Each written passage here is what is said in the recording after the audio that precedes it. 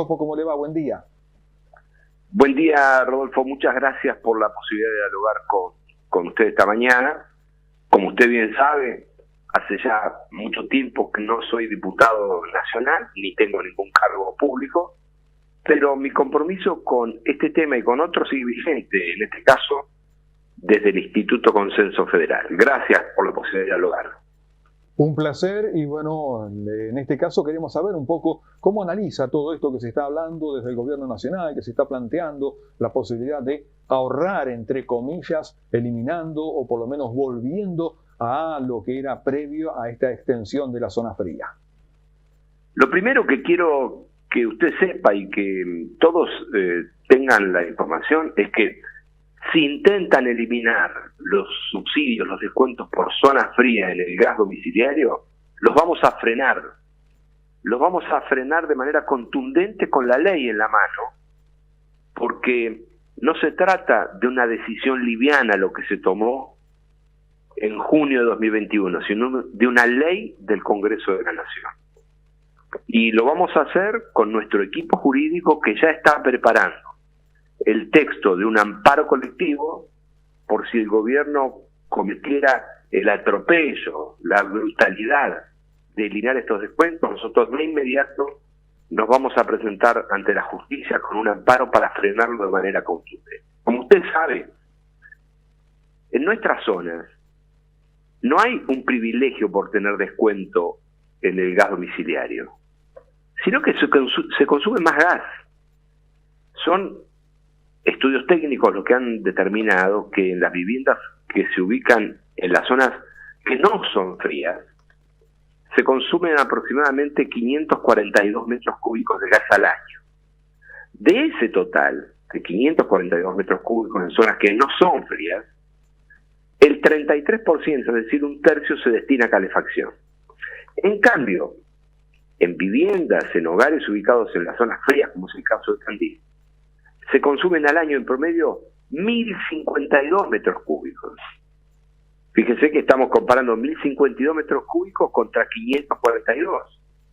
Es decir, casi un 100% más, es un 94% más. Pero además, casi la mitad de ese gas que se consume en una vivienda de zona fría, más precisamente el 48% en promedio, se usa para la calefacción del hogar, cuando en los hogares de zonas no frías se usaba solo el 33%, un tercio. Es decir, que la ley otorga descuentos por zona fría, pero no otorga privilegio de ningún tipo. Y frente a esa realidad, que está amparado por una ley nacional, nosotros reafirmamos que ese derecho hay que defenderlo sin violencia ni agresiones, sino a través del ejercicio del derecho de reclamar lo que está vigente por la ley. Correcto, desde el gobierno se hace referencia que tienen que ahorrar, entre comillas, y lo pongo muy entre comillas, porque supuestamente los fondos que se recaudan no alcanzarían para cubrir este tipo de subsidios. En este sentido, ¿cuál es el análisis que se está realizando? Lo primero que tiene que hacer el gobierno es explicar a la ciudadanía qué está haciendo con la plata del fondo fiduciario para los descuentos de tarifas de gas. Porque en el año 2021, cuando nosotros ampliamos los descuentos a muchos millones de personas que estaban en zona fría y no lo recibían, ese fondo fiduciario dio al final del año superávit, 1.214 millones de pesos. Al año siguiente, el 31 de diciembre de 2022, habiendo ampliado el beneficio a varios millones de personas, el fondo fiduciario, que es el que pone la plata para el descuento de gas, y que esos fondos derivan de lo que los propios usuarios aportan, en 2022 el fondo fiduciario también dio superávit, 7.697 millones. En el año 2023, cuando asumió Milei y Toto Caputo, se encontraron con que el fondo dio un superávit de 39.213 millones de pesos. Ese superávit se continuó, es decir, también hubo saldo positivo en el primer trimestre de 2024, en el segundo trimestre de 2024, en el tercer trimestre de 2024. Sin embargo, por una razón que nadie conoce, yo le diría un factor misterioso, hizo que el cuarto trimestre de 2024, es decir, a fines del año pasado, apareciera por primera vez en la historia de ese fondo un déficit.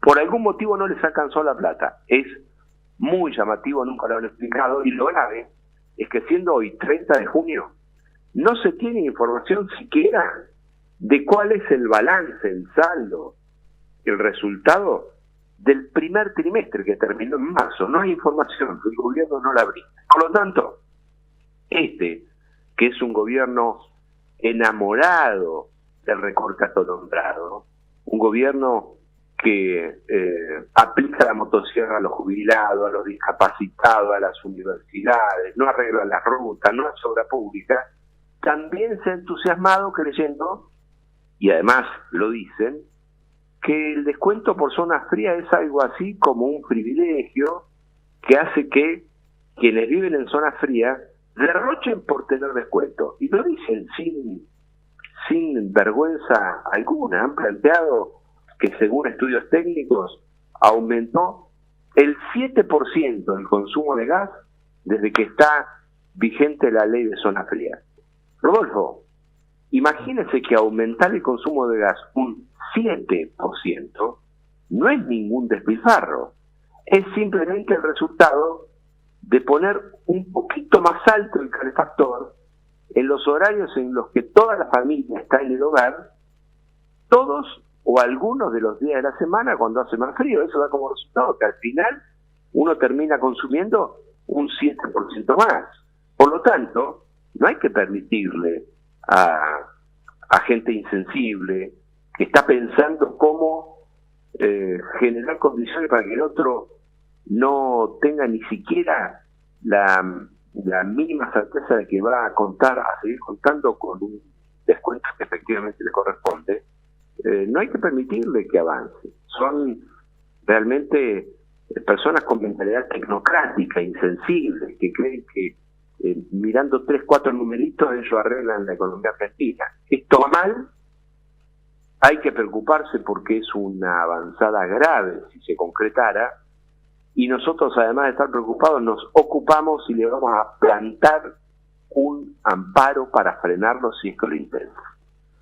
Perfecto, estamos conversando con Alejandro Topo Rodríguez de Consenso Federal aquí en Tandil Despierta. Otro de los temas convocantes en esta jornada tiene que ver con retenciones para el campo. Hoy es el último día de la rebaja de la alícuota para el maíz, para la soja.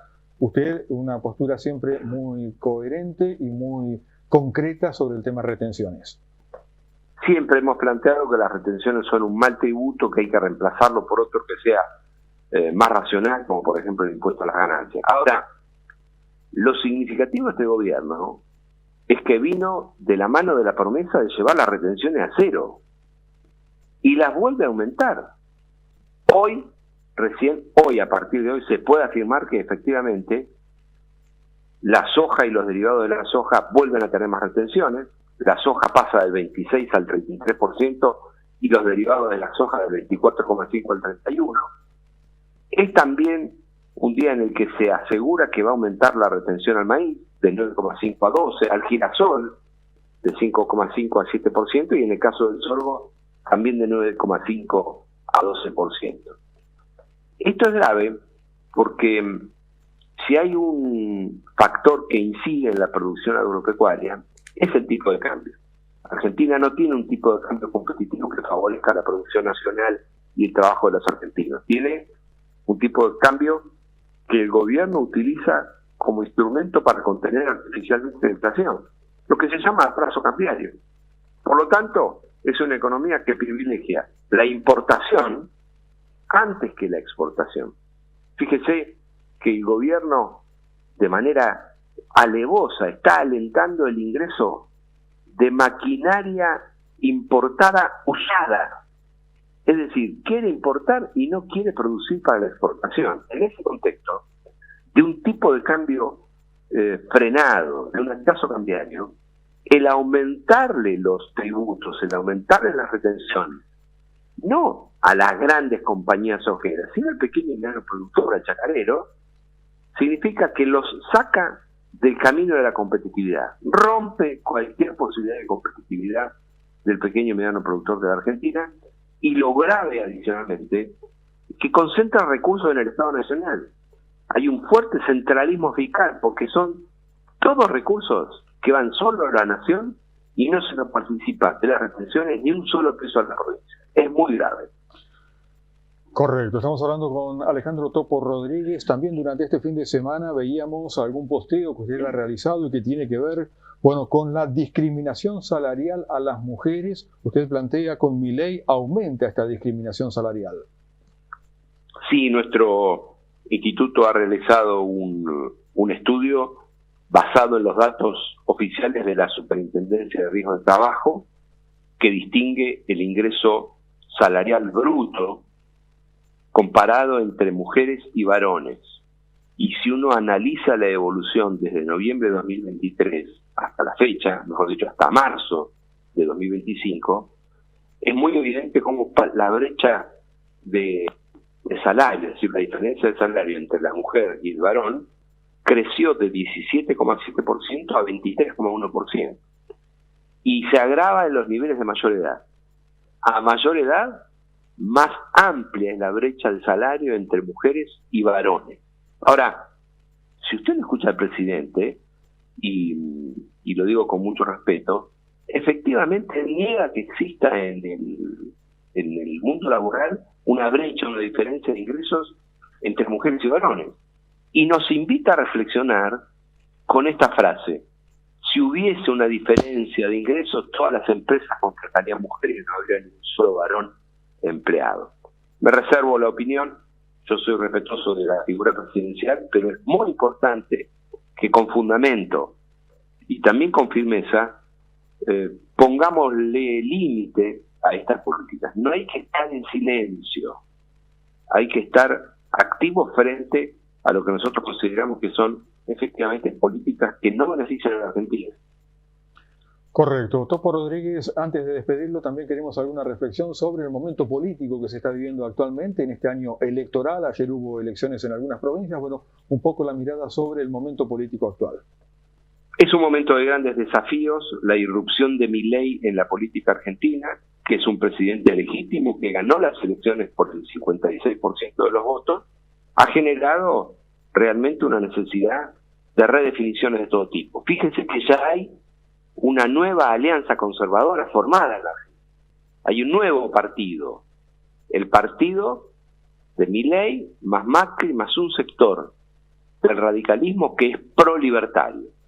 Del otro lado no se ha constituido todavía una coalición que le ponga freno.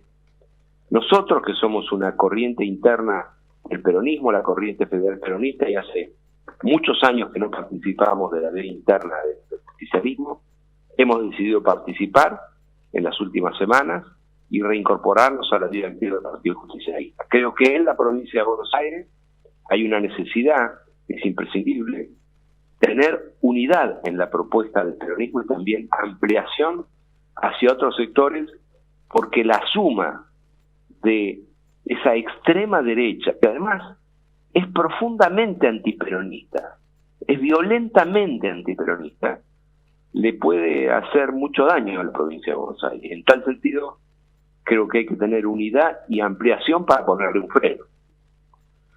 Digamos que en este año la Avenida del Medio no es el momento más adecuado. Yo tengo la impresión de que primero hay que definir el escenario en función de la novedad que se produjo en la Argentina. Y la novedad es que hay una nueva coalición fuertemente antiperonista y de derecha. Yo respeto y respetaré a quienes se quieran expresar por la denominada línea o avenida del medio, pero nosotros vamos a trabajar dentro del justicialismo. Nunca fuimos kirchneristas y hemos planteado siempre nuestras diferencias. Ahora lo vamos a hacer desde adentro del justicialismo y no desde afuera, porque creemos que es donde hay que ponerle un límite y construir una alternativa a futuro. Alejandro Topo Rodríguez, muy claro, muy amable como siempre, y bueno, cuando esté por Tandil seguramente vamos a estar compartiendo por aquí algún desayuno.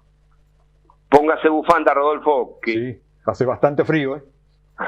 Gracias, muy buenos días. Un abrazo. Alejandro Topo Rodríguez, entonces, conversando con nosotros, referente de Consenso Federal, ex diputado nacional, hablando de distintos temas que tienen que ver con nuestra realidad y especialmente en el comienzo muy clara la posición en torno al régimen de zona frío para Tandil.